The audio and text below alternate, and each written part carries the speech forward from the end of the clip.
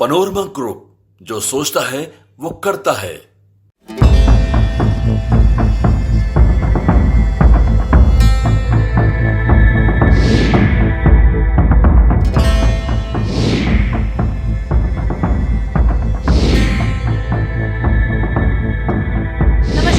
Nation देख रहे हैं आप और मैं आपके साथ प्रार्थना। अब बालू माफिया और पत्थर माफिया की मुश्किलें बढ़ने वाली है। दरअसल पिछले कई दिनों पहले ही सरकार ने ये आदेश जारी किया था कि मॉनसून के दौरान बालू खनन पर रोक लगा दी जाए, लेकिन बालू माफिया जो है वो रुकने का नाम नहीं ले रहे थे और सरकार को ये जानकारी मिल रही थी कि उनकी रोक लगाने के बावजूद भी बालू माफिया बालू की खनन कर रहे, जिसको देखते हुए अब बालू माफिया और पत्थर माफिया के खिलाफ सरकार ने बड़ा कदम उठाया है। बता दें कि कोई ऐसा वैसा कदम नहीं है कि जैसे उन्हें पता चला कि बालू की खनन हो रही है, मॉनसून में रोक लगाने के बावजूद ये इसको लेकर के नहीं, अब हर महीने उन पर नजर रखी जाएगी। इसी के साथ साथ चलिए आपको बताते हैं सरकार की इस बड़े कदम के बारे में, जो कि बालू माफिया और पत्थर माफिया के खिलाफ ले गया है अवैध खनन को लेकर के। बिहार में बालू और पत्थर के अवैध खनन, परिवहन और बिक्री को रोकने के लिए राज्य सरकार सख्त कदम उठा रही है। जिला टास्क फोर्स को सक्रिय कर दिया गया है और हर महीने इसकी समीक्षा होगी। मॉनसून के कारण खनन पर रोक के बावजूद अवैध गतिविधियों की शिकायतें मिल रही थी, जिसके बाद ये कदम लिया गया।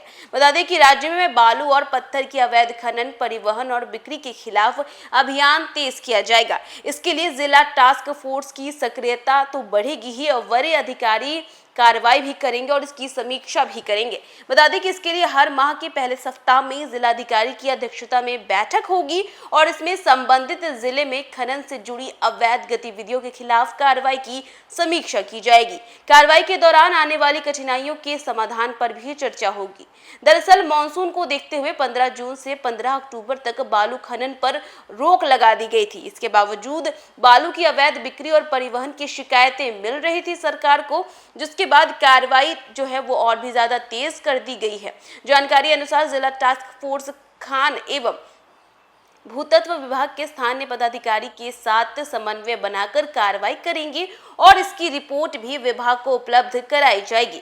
विभाग ने सभी जिलों को संवेदनशील स्थलों की पहचान कर वहां जांच और छापेमारी कर नियमानुसार कार्रवाई करने का निर्देश दिया है। इसके तहत बालू से लदे ओवरलोड वाहनों और बिना चालान वाले वाहनों की जांच प्राथमिकता के आधार पर की जाएगी। साथ ही बालू के जो स्टॉक होल्डर्स हैं, यानी कि लाइसेंस प्राप्त सेकेंडरी लोडिंग सेंटर पर भंडारित और वहां से बेचे जाने वाले बालू की भी जांच की जाएगी।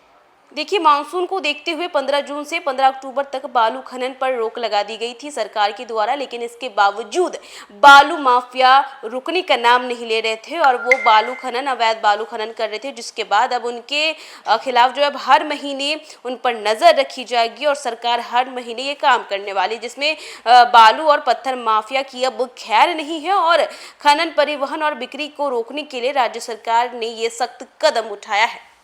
तो देखा आपने कि सरकार द्वारा ये सख्त कदम उठाया गया है बालू माफिया और पत्थर माफिया के खिलाफ, क्योंकि सरकार ने मॉनसून को देखते हुए 15 जून से लेकर 18 जून तक खनन पर रोक लगाती थी, लेकिन इसके बावजूद भी सरकार को जो है वो जानकारी प्राप्त हो रही थी कि अवैध खनन किया जा रहा है, जिसको देखते हुए अब सरकार ने ये बड़ा कदम उठाया है। तो फिलहाल इस खबर में बस इतना ही। देश दुनिया की तमाम अपडेट्स के लिए देखते रहे न्यूज़ फॉर नेशन।